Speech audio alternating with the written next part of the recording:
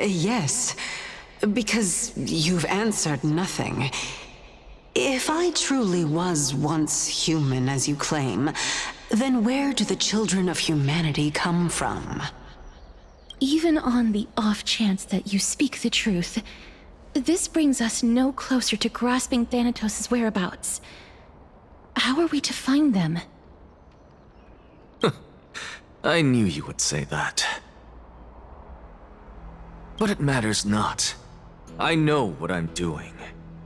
Actually, why don't we have this supreme being standing before us tell us everything?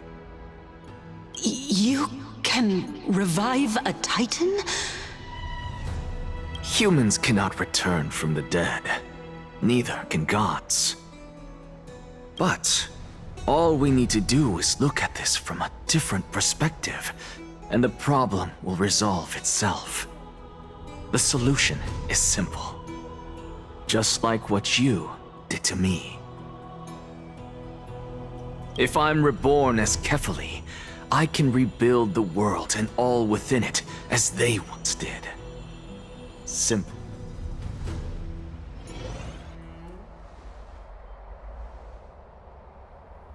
I have news from Hyacinth and Danheng. Anaxa might be trying to do something with Kefali's divine body. Kefali? But what could Anaxa want? Is the Council of Elders going to sit around and let such a sacrilegious act unfold? That is not possible.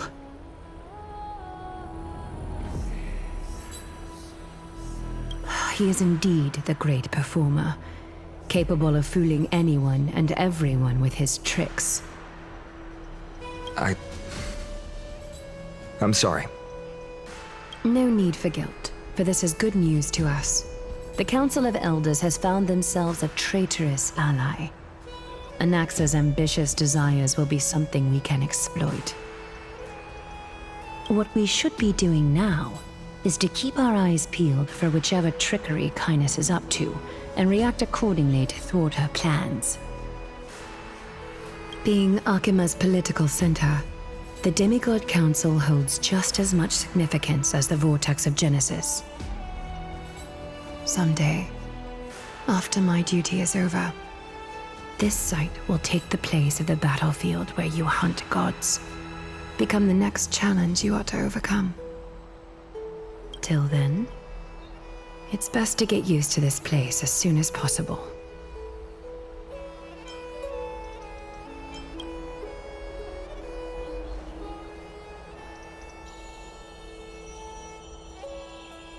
Preposterous! The Christos heirs only have their standing because of the Council of Elders! How dare they trample over it! Wow. These people are shooting daggers with their eyes. It's been a while. What is that supposed to mean? Is this really the sort of person that the young lord praised as a ferocious warrior? It has indeed been some time, Lord Krateros. What brings you here in such haste? Shh, keep it down. Be more vigilant. See those duplicitous dogs over there? They do the dirty work for Kainis. I've already ordered my people to hold them back, but we should still lay low. Unless you're itching for a bloody fight to get a workout in. My bad. So, did something happen? Did you hear thunderclaps last night?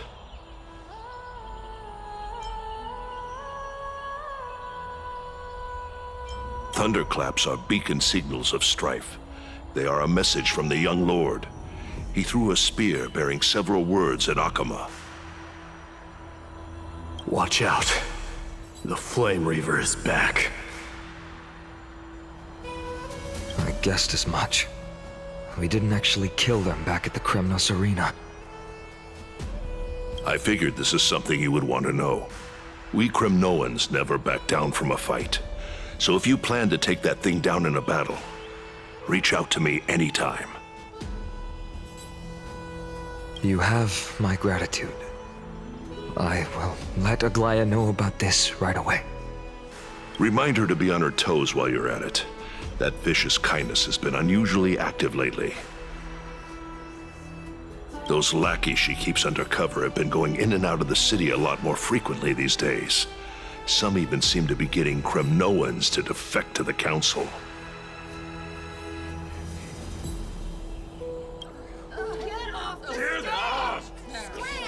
How dare you! Don't place that! That's...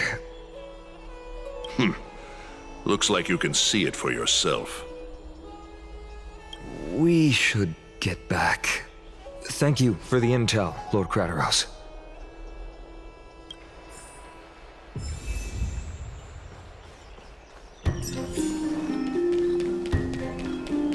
By Catholi into Lantern above, as the Theoros, I have observed. Aglaya, what happened here? I know about the poisonous fangs of that king snake through the golden threads. In the past, I would be confident about keeping her in check, but I admit I am now unable to do so. What do you mean? It is no longer about eloquence or arguments. I have been a demigod for far too long that I hardly have any humanity left. Before I realized it, I have become no different from these hypocrites, no longer capable of relating to the people. This has come a lot sooner than I expected. But perhaps it is time. I need you to step up, Finan, in order for me to retreat behind the scenes.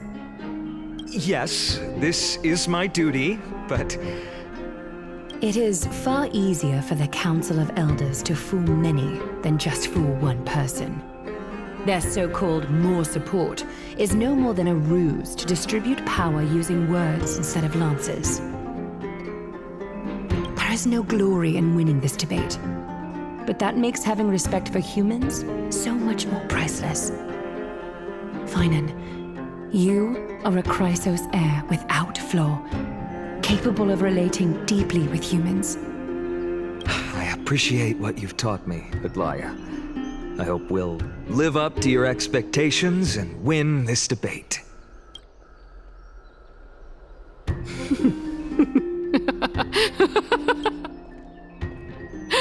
Oh, you've done well, Lord Calictus. Let me take over and personally close this debate for today. Dearest counselors, let it be known that I sorely miss the blissful times portrayed in lyrical poems. Back then, Amphorius was home to nearly 1,000 cities, each with their own local faith, while gods walked the earth and shared close bonds with humans. Yet, in the present, people from all over are forced to leave their homeland to seek refuge in the holy city, where they hope to rest under Kefali's protection. All of us have long been in the same boat, with no way out of this plight. We didn't have a choice in the past, but now, the Council of Elders brings to the table a new possibility. All I have left is one question for you. Would you rather strive toward the unheard of Era Nova, or return to the prosperous Era Chrysia of our past? Make your choice. Now, which of the two would lead mortals to an ideal future?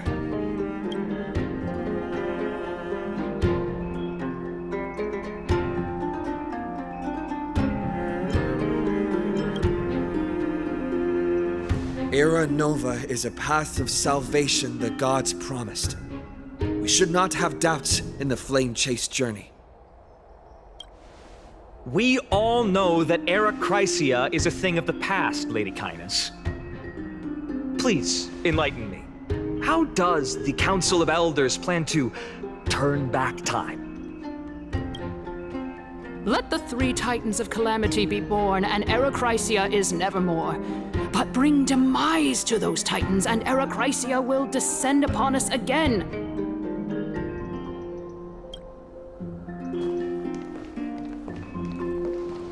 know that the Council of Elders is never one to make empty promises.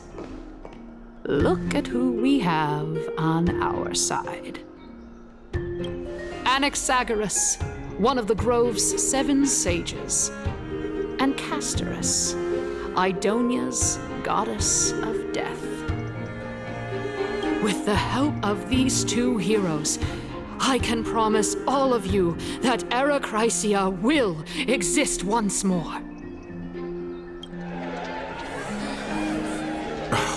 Aren't they Chrysos heirs? They're supporting the Council of Elders instead? It's clear from the start that these heroes do not get along well in their group. All the more proof that Aglaia isn't fit to speak on behalf of every Chrysos heir. I am in favor of Chrysia. Chrysia! Chrysia!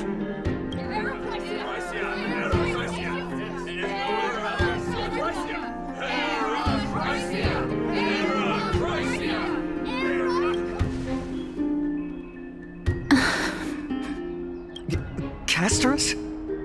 Why are you standing over there? You finally arrived, Naxa. So have you, Cass. Don't worry, Aglaia. Well, I know that you have many queries. Could you continue to converse like how the citizens normally do? Tell me, dear citizens, if we successfully retrieve and return Thanatos' core flame without anyone passing the Death Titan's trial, what would happen next? The answer is simple. We will have a chance to rid the world of death and bring Amphorius back to an era when all beings live forever. We'll usher in a new future that will be entirely different from the flame chase journey. He's one of the 7 sages. Your proposal is much too idealistic. As long as the Black Tide still exists, how can we go back to the old days? Remember what I previously said? Kefali's core flame is guarded by the secret power of the Council of Elders. Plus, Fagusa's water curtain will be able to block out any external perceptions. Tell me, dear citizens, have any of you ever seen even a glimpse of the threat that this person is talking about anywhere within the walls of this majestic holy city? Oh. Could it be that you heard that from the Flame Reaver themselves? Citizens, let's loudly sing the blessed hymn. Oh, beautiful old world, where are you now? Oh, legendary Chrysia, return to the mortal realm! After the destruction of the 3 Titans of Calamity, the Flame Chase journey will have to end. Yes! This is bad. The masses are now totally riled up. Anaxa, pray tell. Everything that you've mentioned hinges on the premise that we can find Thanatos' existence, right? Thank you, Lady Aglaia, for still caring about this city. However, dear citizens, we are truly fortunate and blessed. For CASTORICE, Idonia's goddess of death, will surely find Thanatos under my guidance. What? With that, I solemnly promise that the core flame Lady CASTORICE brings back will be personally managed by the Council of Elders. Thereafter, if we are able to garner the support of all of you at the Citizens' Assembly, we shall spare no effort in ensuring that the Chrysia will return to our world once again.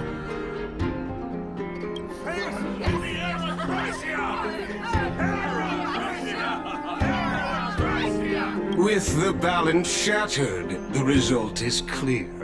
By carefully into Lenten above, as the Theoros I have observed, Akama has chosen her destiny.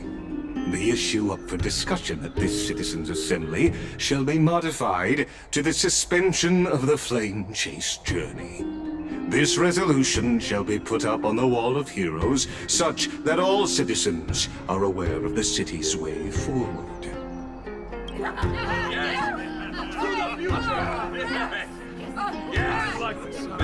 Aglaya, dear Aglaya, what has caused your heart to soften? You also don't seem to be as quick-witted as before. Wag your tongue as much as you like. Since the Flame Chase journey has been preordained by the prophecy, our failure has never been on the cards. Well then, I guess we'll find out if that's true at the Citizens' Assembly.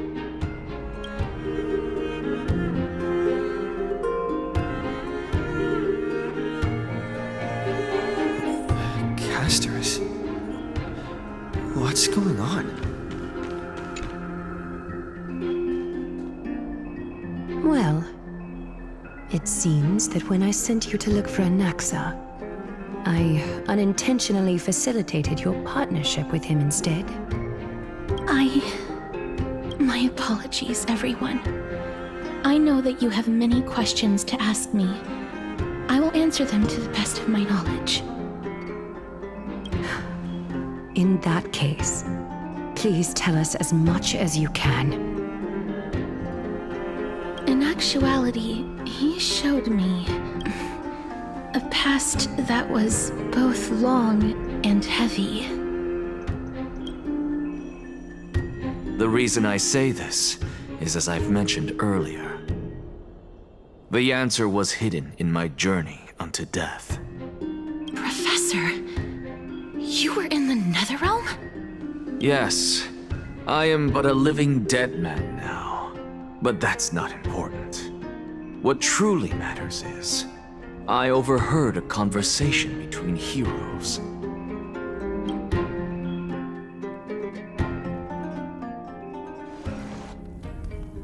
Have you heard of this tale before? A tale about the ocean god's treasured pearl, our hometown. It was a seaside town which enjoyed the ocean breeze and glorious, peaceful times, thanks to the wisdom of its ruling queen.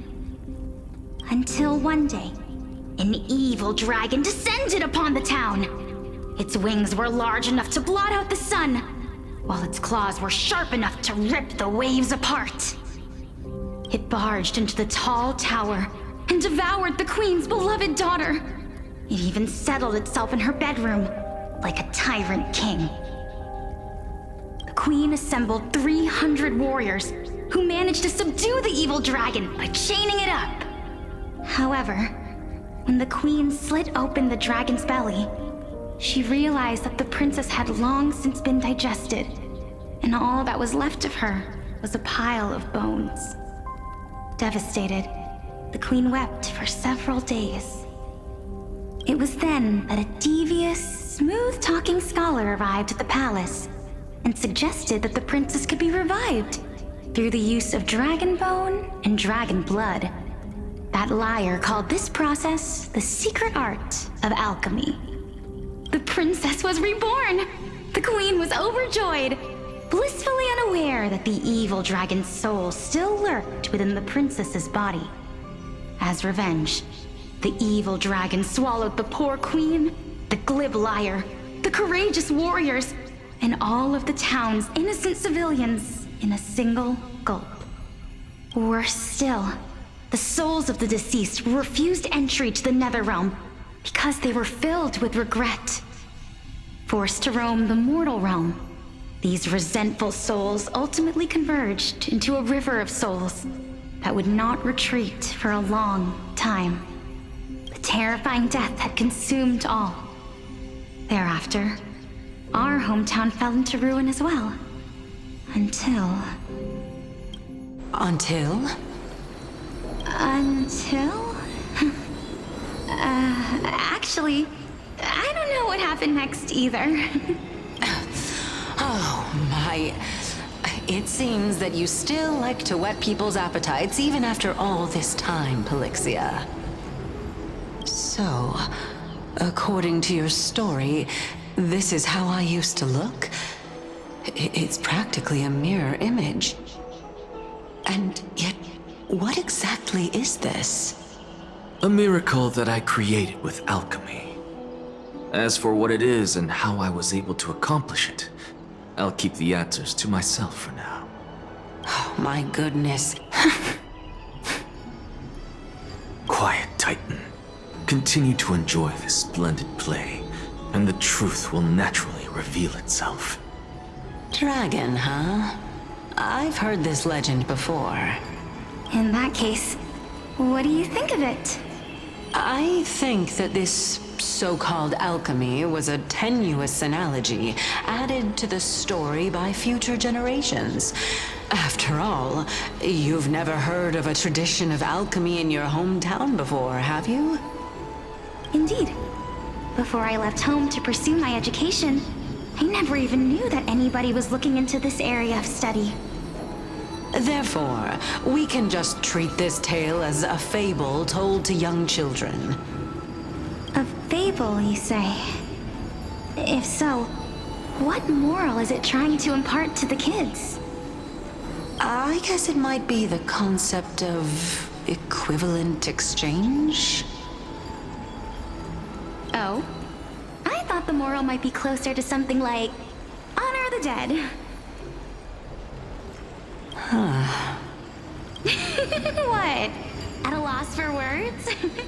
No, I merely realized that we're both thinking of the same principle. If life is priceless, then there is hardly anything else in this world that is of equal weight to it, right? Indeed. As expected of the wisest scholar in the land. You flatter me. Why don't I ask you a question as well, as a form of equivalent exchange? Of course. What is your question? If I imparted my knowledge of the art of alchemy to you, would you use it to resurrect someone you loved? What? What kind of strange question is this? I got it. You're just trying to get me to tell you whether I like anyone, right? Let's just leave it at that.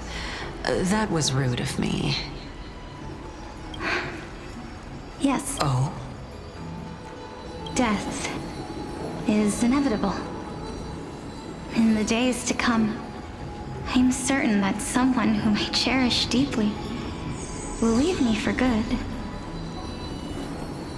If such a mighty power really existed, I think I would use it without hesitation.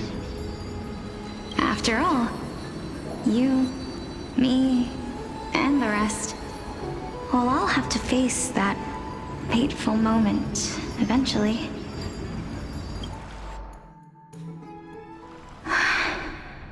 My time is finally here. However, perhaps because of my firm belief in the immeasurable value of life,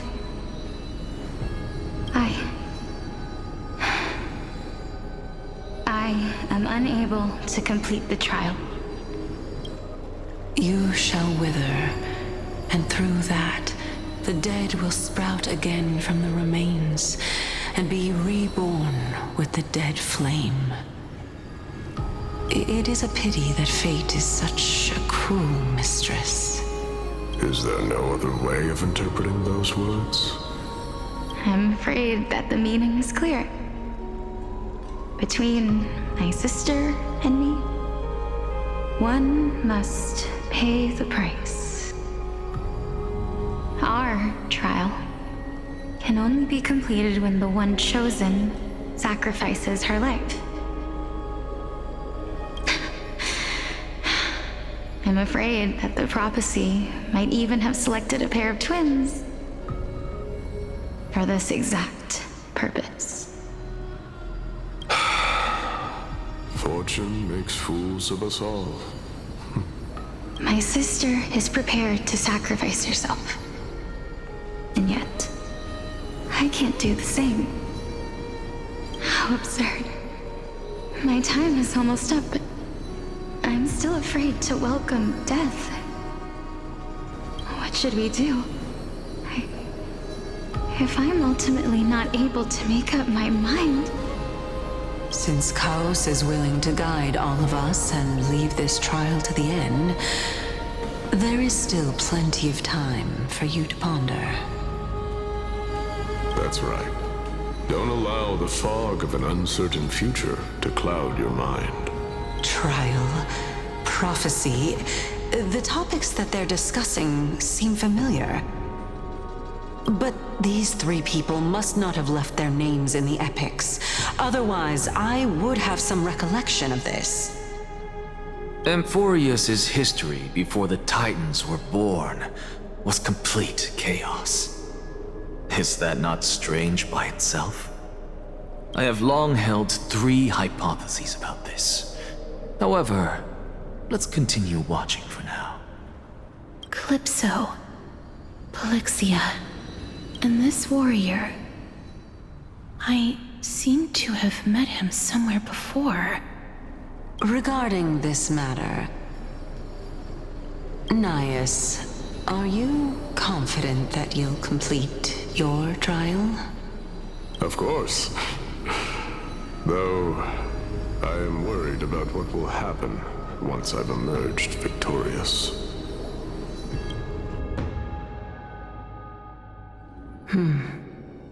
Looks like you have made up your mind. Yes, this is the safest course of action. Completely separating courage, honor, tenacity, sacrifice, and reason. You really know how to make things difficult. Please, young lady, witness my fall and demise. Lady Calypso, you shall... I do not understand. Why would you dare to sacrifice yourself for a future that you won't get to witness? Because this is our destiny. The power that resides within me is so intense that I will one day be engulfed by it. Furthermore, a valorous death before glorious return has always been the path I chose to walk. A journey I began long ago. If your sister or Chaos were in my position, I believe they would make the same choice as well.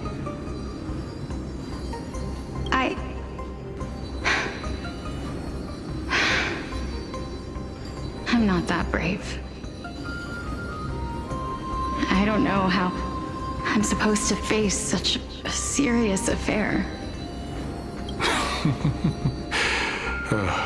Despite being Death's chosen one, it seems you still don't know how to face it. Let's chat, young lady. Perhaps I shouldn't end my journey so hastily. Since there's still time, I'm not worried about letting fate wait a little longer. Of course. This warrior is Lord NOUS. As the embodiment of Nikador's divinity, he entrusted his life to us and allowed humankind to end his madness. That means that what I'm currently seeing before my eyes is, in fact... Looks like one hypothesis of mine has already been proven true. These heroes are the true forms of the Titans, before they attained their divinity. If so, the chosen one of death that he speaks of is actually... Polixia? Is the previous form of Thanatos? But her appearance... If this is true, as long as we can find out where she went, we'll naturally be able to figure out the location of the Death Titan. But before that, We first need to witness what ultimately happened to Lord Anaias.